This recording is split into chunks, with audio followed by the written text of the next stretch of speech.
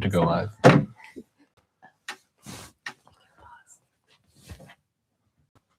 Hello, everybody.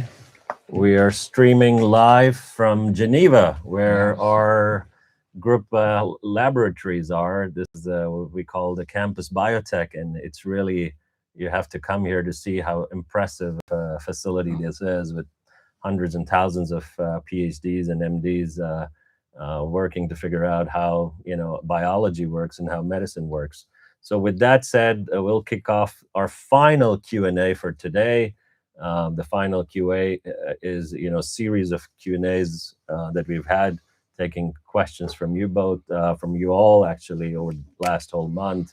I'm Dr. Anurag Singh. I'm the Chief Medical Officer at Timeline, and have been with Timeline for many, many years. I'm also a longevity researcher for the last 15 years.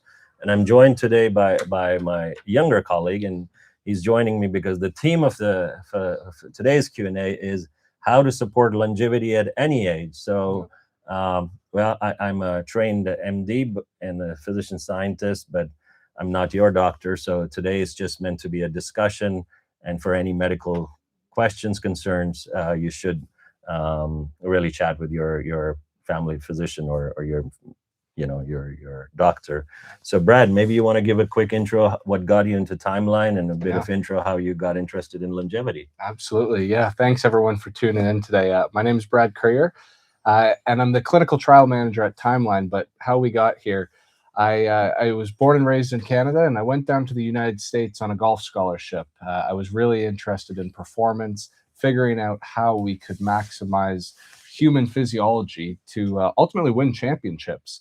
While I was there, I got involved with an exercise physiology lab. So we were doing a lot of integrative work, studying different training programs and nutrition. And that was amazing. I did that for about 3 years. But as I spent more time with athletes, it's cool working with them. But I found it was a little bit more exciting to work on the prospect of helping not just one person maybe get a gold medal instead of a silver, but helping hundreds of thousands of people live better lives. My grandparents were a huge part of my life, and their health span really was key to them being around for that. So I went and did my PhD in muscle physiology, where we applied some chemistry techniques to really understand how nutrition, exercise, and immobility can really impact our muscle health. And through that time, of course, following leaders in the field, got connected with Timeline. Because really doing pioneering work. So let me start off with the first salvo at this whole topic of, how does longevity affect you in your 30s, in your 40s, 50s, 60s, 70s, and 80s and beyond? For somebody, as you mentioned, was a former athlete, studied muscle physiology, you're soon going to be getting into your early 30s. What does longevity mean to you, and what do you do for it proactively so you can kind of have a better 60s, 70s, and 80s? Absolutely. And I think the 2 points is that it's never too late, and you can always be doing something helpful for your longevity. I really like to view aging as a curve that we've probably all seen. Early in our life, our first few decades, we're growing. Maybe that's getting stronger. Maybe that's bones getting more dense. But when we get to the third, fourth decade of life, a lot of these systems in our body will slowly start tapering off. And when you're young, you can promote longevity by starting from a higher spot, because that decline is inevitable. But what we can do is start from the highest possible spot. As we move through life, though, doesn't just because we're slowly declining does not mean that it's too late to do anything. We can level out that curve so we're not declining as fast. And that's true right up until the 9th, 10th decade of life. So at any point, we can try to prolong our health span, whether that's building up to a higher peak or maintaining what we already have. So there was this fascinating study came out from Stanford University last year, where they actually looked at folks, cohorts of folks in their 20s, 30s, 40s, 50s, 60s, all the way, and followed them up. Yeah. And what they found was that one of the, our bodies have trillions of cells. And these trillions of cells each cell has thousands of mitochondria, especially if it's a very metabolic cell like a skeletal muscle, a brain, or a heart muscle. or an immune cell even. And what they found was in these thousands of millions of sort of proteins, the earliest shifts in the aging trajectory, as you were mentioning, this curve that happens, is in your late 30s, early 40s. That's when the big shift of, going from a youthful sort of biomarker signature to a older or sort of aging pattern started. And then the second hit comes more towards the early 60s. So, it's a continuum, the aging cascade. And so you can, and as a trained medical doctor, what I grew frustrated was seeing these 60, 70-year-olds, and you talked about immobility. I would see these frail, pre-frail folks come into hospital with falls, fractures, and you would fix them because you would address the symptomatology, which was weak muscles, weak bones, poor mobility. And they would go back and the same thing would happen again. They would fall again. And so the question I always asked was, should they have started earlier? Should they have started not thinking about, how I can get another extra 5 years when they were in their early, mid, or late 70s versus, could they have done something when they were, 40s, 50s? And so I think that's what has motivated us, right? So at Timeline, we have spent 18 plus years studying longevity and finding pathways of aging. And so, if I had to ask you, Brad, what are the 5 things you do today for longevity, thinking about not just mitochondrial health, but beyond, and we can talk about mitochondrial health. What would these 5 things be for you? Yeah, there are 5 key things that I have in my mind that are key. The first one is physical activity. Exercise is one of the absolute best things we can do for our health span at any age. And you talk about seeing people. I know when I was moving out of the world of training athletes into training in seniors' homes in the community, and the liberation and self-confidence that came from seeing a 75-year-old who struggled to maybe get out of a chair just with a minimal body weight training, then be able to stand up, carry themselves around, is incredible. So you can make these improvements at any age. But being physically active, eating a healthy, food first, well-balanced diet, sleeping well, social activity is one that I think is incredibly important. The second biggest fear in people over 60 years old is isolation and losing independence. When we lose our independence, we're not able to interact with our community. So spending time with our friends, family, whoever is in our life is critically important. And the 5th one is targeted supplementation. And that's one for me where I feel like we can really unlock further the power of things that are in our food, in our daily routine, and get added benefits. So let's dissect that. And I fully 200% agree. Those would, you're going on to your early 30s. I'm probably hitting 50 very soon. Those are the 5 top things for me as well. So the question that, of course, and we can dive deeper, is you talked about exercise. Any kind of exercise? Aerobic, resistance, mix? And yes. And the short answer is yes. And if I was to give people one rule of thumb, anything's better than nothing. I think it's important to realize that the vast majority of people, over 60% of Americans, do not reach even the minimal physical activity guidelines. And that shift we see from doing nothing to something has tremendous health benefits. So there's actually just a paper published in the British Medical Journal a week or 2 ago. And that was really an expansion on analysis that had been done 9 years ago, showing the reduction in all-cause mortality from a variety of cases, whether it be all-cause cardiovascular disease, type 2 diabetes, cancer, so on, go down the line. And when you go from doing nothing to doing either aerobic or strength, the risk of mortality from these diseases. So maybe for the listeners, when you say aerobic, let's imagine let's define 75-year-old, pre-frail, has difficulties getting up from a chair, going a flight of stairs. When you say exercise, what do you mean? You mean 2,000 steps a day, 4,000 steps, or any movement is good? So just define it. Absolutely. So any movement, certainly beneficial. But if we break it down, we can think of things that are energetically taxing. So at the extreme, that may look like running or cycling, but it can be things like even walking around the block, walking to our mailbox, maybe going down a flight of stairs in our house or apartment building. These are things where it can be energetically taxing. And On the other side, when it's something to do with strength, it's lifting a load that feels heavy. Yeah. It doesn't need to be heavy weight. For some people, standing up out of a chair or doing a push up on a wall may be the limit. But I think those are the two things that we need to think about improving, where it's our energetics and it's our strength. A big thing I would just add with aging is is balance. So coordinated movement.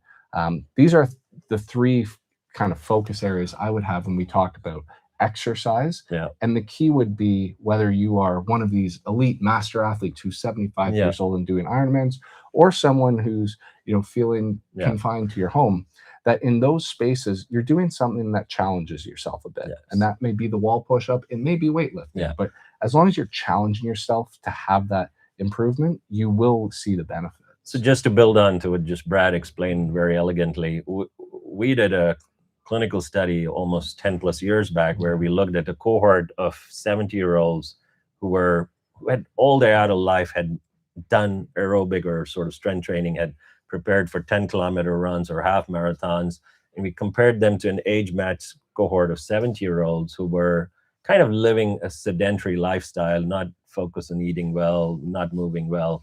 And we took chunks of muscle tissue from their muscle. This is, we can get that through a very smart sort of process called taking a muscle biopsy from the leg muscle, the quadriceps. And what we found was actually, and many other groups have shown the same, was actually mind-blowing, because when you looked at the skeletal muscle of the folks who had just done the exercise all their adult life versus those who were sedentary, the top 30 pathways in sort of biology that emerged as sort of compromised were linked to mitochondrial health. So any form of exercise, any form of activity, both Brad and I are not the only proponents. I think you can go into a room of 30,000 PhDs and MDs, and everybody would tell you that exercise is the best mitochondrial medicine. Yeah. So on one of the other points, you actually talked about targeted supplementation, and I'd like to get into that. Any kind of supplements? Is there, or, should people talk about or look at themselves or be educated in terms of where the clinical data is the strongest?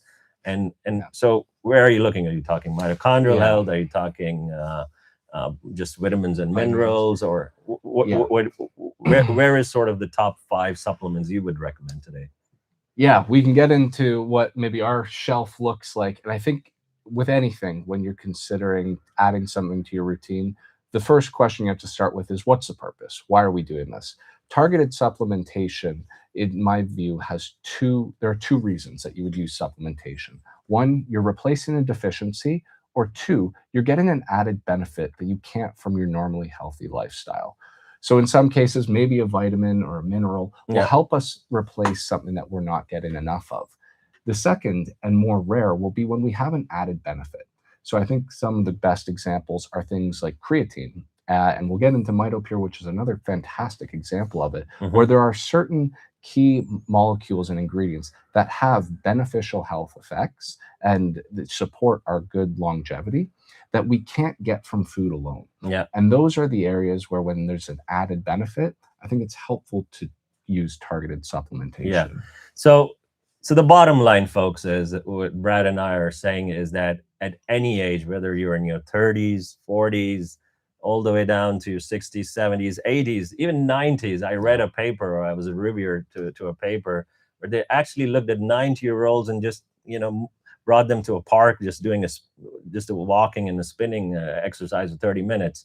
It improved their VO2 max, sort of this marker where your body and your cells are consuming more oxygen. So it's never too late to start and to think about longevity. And let's get into the questions, because there's so many great questions that, folks, thank you for your engagement, because we get so much great questions from you all. And I'm just going to read some from here. And actually a lot of affirmation to what you have been saying. This one question says, at Timeline, my grandfather lived to be 94 years old. He always said those who stayed home and looked out the window died the quickest. So, that's so true. That's kind of, you got to get out and move and things like this. So there's another one that says, at Dr. Singh, so blue zone lifestyle and targeted supplementation. I guess that's what you've been saying is your mantra, right, Brad?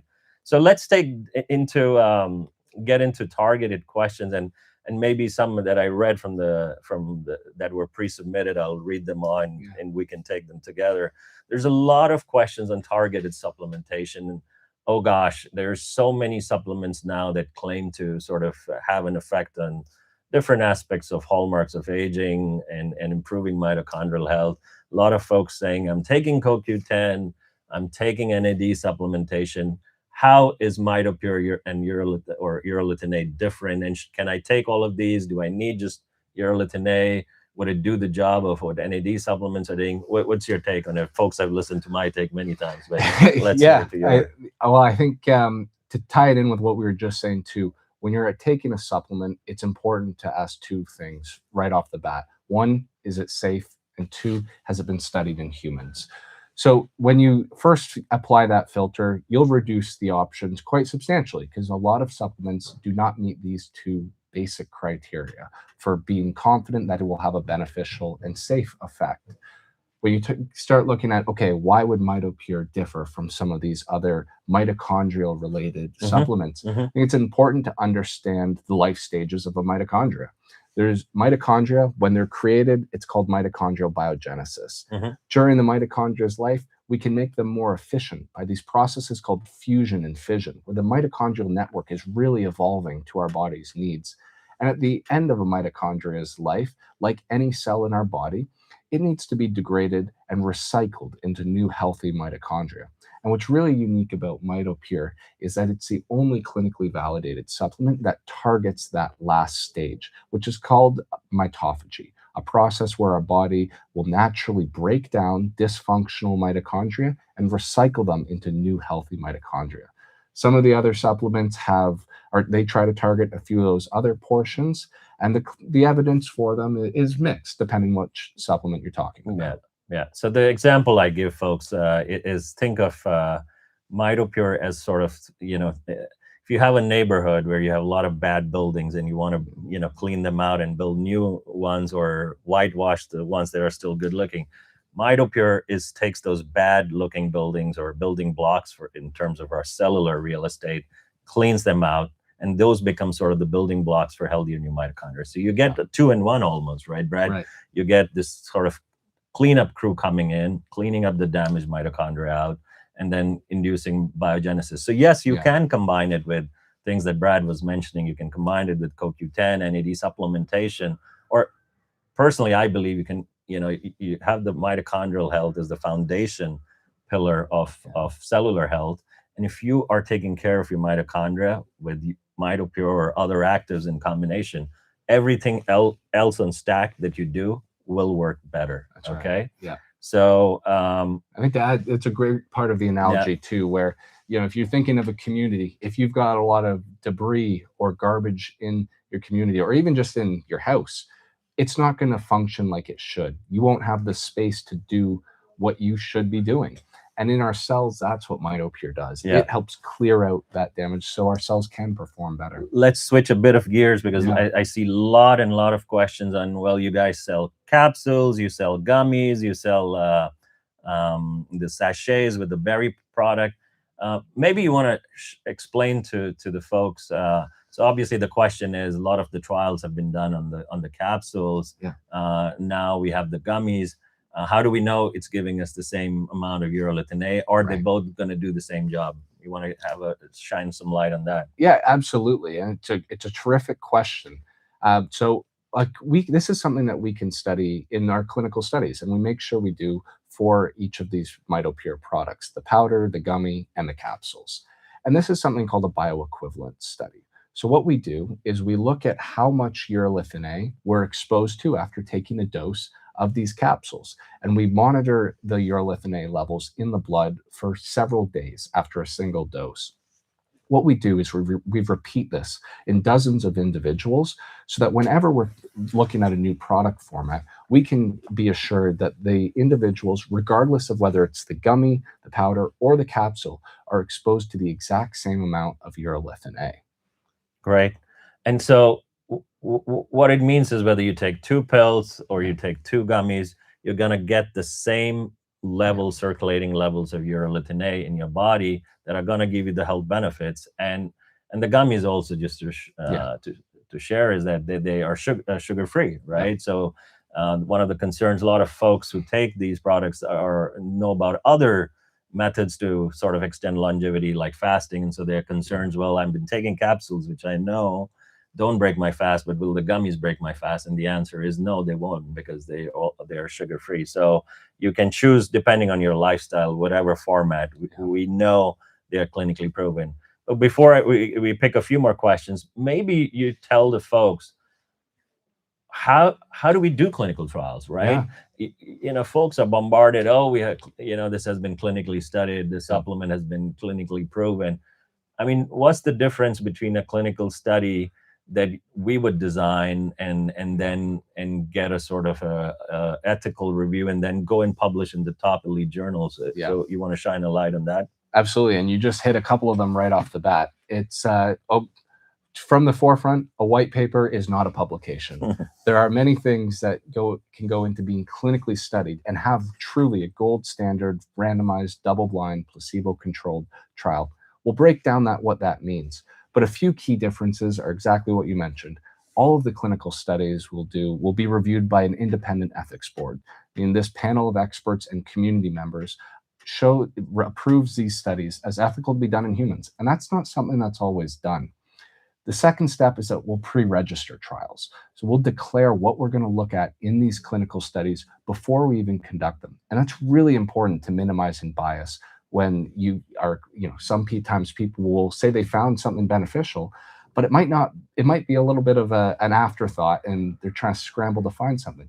Declaring what you're going to do beforehand is a huge part about minimizing bias in these trials. The next phase is the actual design. And that's where we've all heard the randomized, double-blind, placebo-controlled. What does that mean? Well, randomized, it just means that we break up any differences in a group of people that we're studying by randomization. So they'll be, by chance, sorted into our different intervention groups. And that helps reduce bias if there's, maybe slightly different ages or slightly different body weights of people. Double blind means that the participants, the researchers, the people analyzing the data, they don't know what group people are in. So they don't know if they're in a placebo group, if they're in a Mitopure group. And this is, again, very important to minimize bias so that the results are truly indicative of the impact of an intervention. And the last bit is placebo-controlled. This is one that's so often skipped because it's doubling the size of your study just to show that when people go through this protocol and don't take your product, say Mitopure, that there's no impact or that there's no change. And so for a lot of times, in a lot of cases, that's expensive. It takes more time. And so many companies are not willing to make the investment of the time and the money that's required to do that. But these are the things that make a gold standard clinical trial and ultimately allow this novel science to be published in the top journals. Yeah, and that process of publication is where you kind of write a publication. It's vetted by like the top end medical doctors, scientists, and statisticians, and they actually will sort of look at the data and only then they will allow after several rounds of questions. And so that's what we call gold standard clinical trials, and we are committed to that. I see many questions on folks. In fact, one question, and I can read it from the pre-submitted deck, where somebody is saying, well, they've been taking our product for the last 2+ years, right? Yeah. And they think they've been seeing some benefits, but what they think is that why they choose Timeline, because there are definitely some knockoffs of urolithin built of the 15+ years of science we've been doing, that, why they stick to us is because we put the hard yards in doing the tough, as you said, the gold standard clinical trials. And so one of the questions is, well, what if one of these trials gives a huge breakthrough and suddenly this becomes a supplement that everybody wants? How will we treat the loyal consumers? And are there any trials, of course, open to folks listening in? I'll take the first one, and then you can answer, about the ongoing studies we have.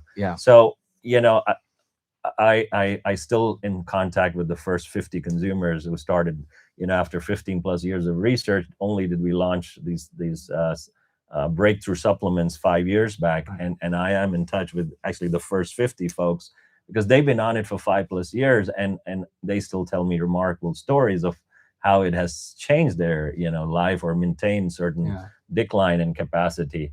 I think you are a valuable source if you've been on it, and this is one of the aspirations of Brad and me, is to set up sort of a real world platform where we can learn from you. We are clinicians and scientists, and I always say research is two words. We have to learn from each other, and when we learn something new from you, then only can we design the gold standard clinical trials. So we will never forget the loyal consumers, and even if science is always about moving ahead. And on the ongoing clinical trials, if people can participate, how do they learn more? Yeah, absolutely. And there's always we're always trying to push the frontier. We're not satisfied. We've done great work up to this point, but there's always more we can be doing for our health span. So we will always be pushing right up on the frontier of what we can do to improve our health span. And with that, we have a few ongoing trials. And really, over the last couple of years, it's been very exciting to see the expansion of Mitopure's applications. So because we're targeting things at the cellular level, because we're targeting that mitochondria, we focused on muscle at first, a lot of mitochondria and muscle. But over the last few years, we've expanded. And of course, there was the immune paper that came out. There's all the work on skin. We just finished our 12th clinical study on skin, on topical. So how many clinical trials do we have now, Brad? We have now 28 that are completed or ongoing. So close to 30 randomized trials, folks, in the last, 15 plus years. And over 3,000 folks have gone through it.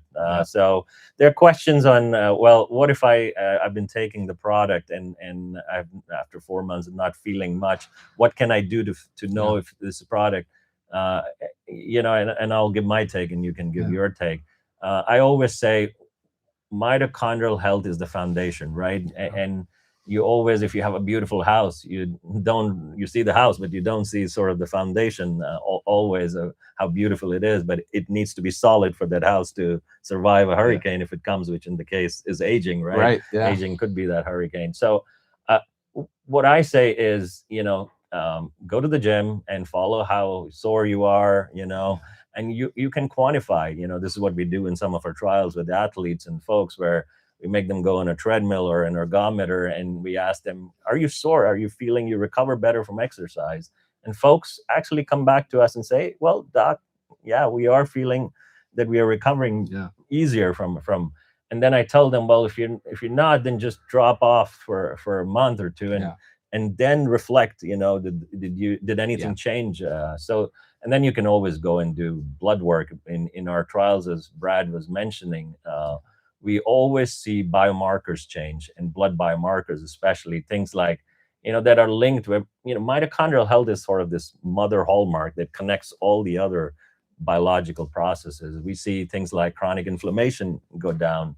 So if you were going to your doctor and measuring things like C-reactive protein, which is a gold standard marker of inflammation, every doctor will do. In every trial, we see that going down. And so talk to your doctor, look at your blood work, see how, but I'll let you also chime in on this. How do people feel it's working for them? Yeah, and I'll just build right on that.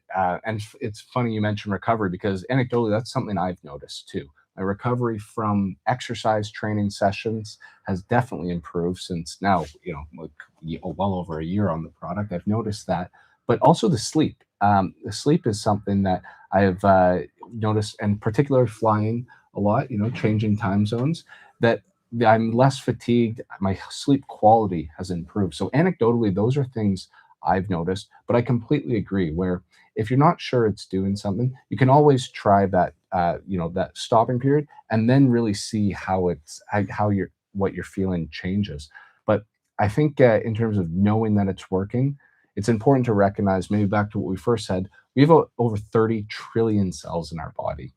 And when we're actually working on that foundation, that cellular health, we might not feel it, particularly if we're younger, even our ages.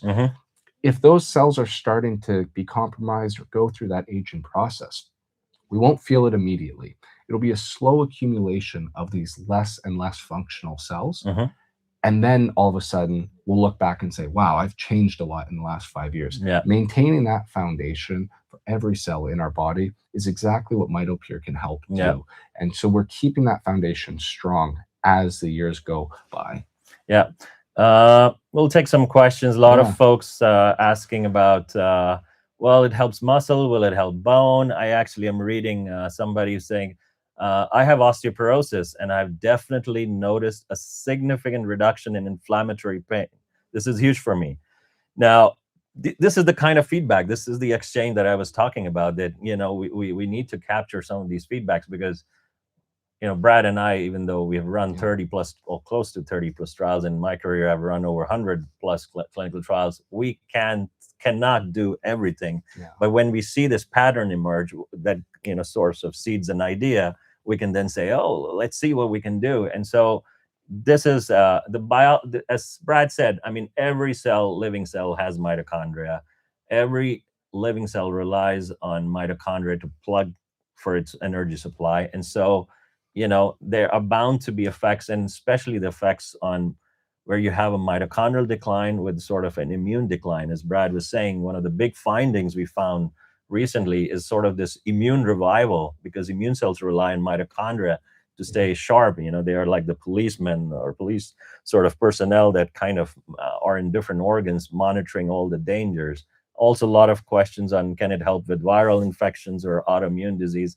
I think it's really, we are a consumer health company, and the products we have is dietary supplements. So we cannot also run trials as a drug trial, because if I say now, honestly, you have to believe me there, I get so many emails from folks who have autoimmune conditions that are trying these products out and it's helping them. So yeah, try it out. And we do promise to launch a real world study where, folks like you can get in, put your feedback, and we learn from each other. I Yeah. see quite a few here on the timing of consumption. Yeah, you want to take that? Yeah, do I take 2 capsules at once or break it up? Yeah. Also a great one here on if I want energy in the morning, should I take the chewables at night? These are all great questions. And the short answer to all is that take it at once at whatever time of day you're going to consistently remember. So to maybe bridge them, as we do those bioavailability studies, we see how long urolithin A is in the blood. And so that's how we came to this calculated dose of a once daily use to make sure that you have that exposure for 24 hours. To the idea of perhaps maybe having energy in the morning, so we take it at night, I think it's important to remember that while Mitopure is clinically proven to improve our cellular energetics and support our mitochondria, it's not a stimulant. It's not like something, say, caffeine, where you feel a palpable shot of energy. This is actually rewiring and rejuvenating the things in our cells that make energy and give us energy every second of every day. So when we're taking Mitopure, it's like they say Rome wasn't built in a day. We're not going to rewire and improve our biology at the cellular level in just a few hours. So if we're taking it regularly, that's actually what I've noticed with the sleep, where I have more energy first thing in the morning after several months of use, because you've had time for those benefits and improvements to take place. Yeah. I see some questions on are there any potential side effects, or can I get it from the diet directly? So, I'll take the second question. Can we get it in sufficient quantities from the diet? I think there are 2 factors. One, you need to be drinking a lot of pomegranate juice. So most of the dietary precursors are found in fruits such as pomegranates, red berries, cloudberries. You'll have to drink either 6 glasses of pure pomegranate juice or eat like a huge bowl of berries in one go to get enough exposure in your blood to those dietary precursors. So that's the first. And by the way, nuts and things like pecans and walnuts also have a lot of these dietary precursors. The second factor you need is the gut microbiome. These sort of probiotics, these gut resident bacteria that are beneficial to us as human hosts, that need to then convert these precursors into the active postbiotic, which is urolithin A. Now, we've run studies in the past, and we've looked at different parts of the world. A majority of healthy human adults do not make this, even if they are taking or getting the dietary exposure. So the gut microbiome is a very important piece of the puzzle. And our diets have changed. We eat a lot of processed food, a lot of McDonald's, etc. and we are exposed to a lot of antibiotics. So what our forefathers had, eating from, fresh from the farm, or sort of in the wild, that has kind of, the gut microbiome has evolved and is just not there. So people have lost the capability, and that's why you need targeted supplementation with Mitopure to get you the levels. Are there any side effects? In all the trials we have run in the past, and thousands of folks, there are no side effects. A natural molecule. It's been present, and a lot of us still evolutionary that have this gut microbiome and eat these, big bowl of berries and nuts, or drink 6 glasses, which I find you're also taking 30 grams of sugar. So I think it's a very safe molecule. It's natural, and yeah, it's essentially very safe. There was a question that also came in the pre-submitted chat and in the chat, and reminding that this is a continuing question. I think we have answered this in the past, but can we take it, or can I take Mitopure with statins? And the answer is, we have done enough trials now today in older adults that are taking, practically, they're polymedicated. And when I say polymedicated, it means these folks are taking hypertensive drugs, they're taking blood thinners, they're taking statins. And statins, believe it or not, are one of those drugs that are actually a modern marvel, because they lower cholesterol levels and reduce the risk of cardiovascular disease in the long term. But they are a bit harmful, sort of, to the mitochondria. They're mitochondrial stressors. And so about 1 out of 5 folks on statins that you would see as a doctor, who you put on some sort of muscle aches, muscle pain, because of their sort of little stressing effect on mitochondria. So yes, you can. We don't have hardcore gold standard, as that Rad was saying, randomized clinical data in, say, people who had statin-induced muscle problems given Mitopure. We don't have that kind of data, but it is, we know in many older populations, it's very safe. So, well, let's see. Maybe we remind this last one again, because it keeps popping up. Yeah. Can you wait? I was just about to tee you up for that one. Yeah. But you answer this, because I've answered this many times before. Can Mitopure Urolithin A replace CoQ10 in my stack? Yeah, I think when we go back to thinking about those phases of the mitochondria, Mitopure should definitely be there to support that mitophagy component. CoQ10 is something that can help with that middle phase of trying to improve the energetics of existing mitochondria. Personally, I think they can work quite well together. I would, if you're finding benefits from CoQ10, which the clinical evidence for, I would say, is at varying levels, like lots of these supplements. But if you've got a CoQ10 you're happy with, I would definitely say that Mitopure is a wonderful addition to that, and should be the foundation before any of the other mitochondrial supplements. Yeah, agreed. Well, folks, feel free to always, write to us. We have a great customer care folks that can always direct your questions to me and Brad. And so if we have missed your question today, we apologize, but get back to us, and we'll find the time to reply to you. Just as we finish off, maybe one last question. So has your golf game improved with Mitopure? Well, you know what? I think Mitopure might help maintain it, because, practicing quite a bit less than when we were in the NCAA. So maybe it's maintaining it better than I should.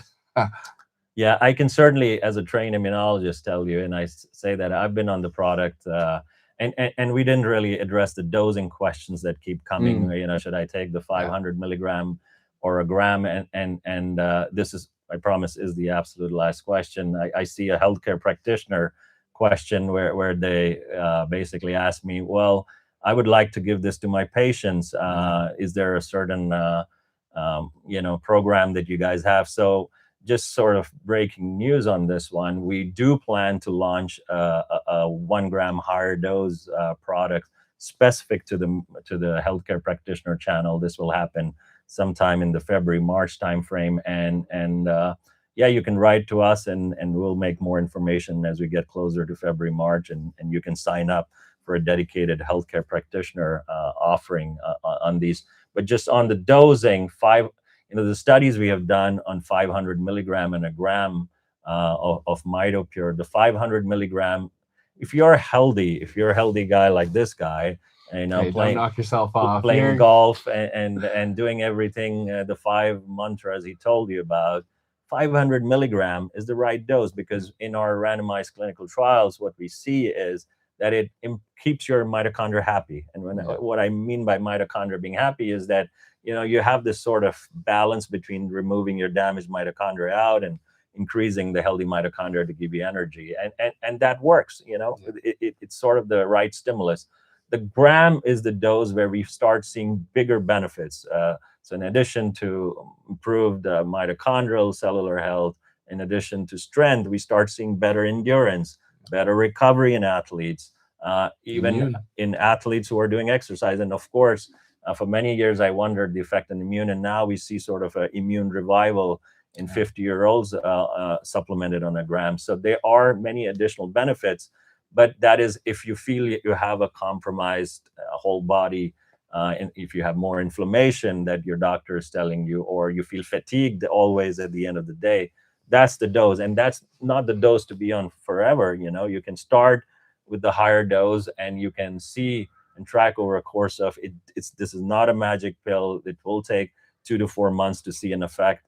And when you feel, you can always switch down to a lower maintenance dose, and vice versa. If you're feeling that 500 milligram is not, you know, you're not feeling the buzz or more fuel in the tank, you can always go higher, right? So with that, folks, thank you, Dr. Brad Currier, for joining us. And Dr. Anurag Singh for steering every single one of these. Thanks to all of you, because you are what keeps us going. You know, every morning we have a scientific question or a medical question, and that's our promise to all of you, is we will continue to do the hard yards for research and to expand research on mitochondrial health and longevity and Mitopure, of course. Thank you, folks. Thanks Keep all. writing.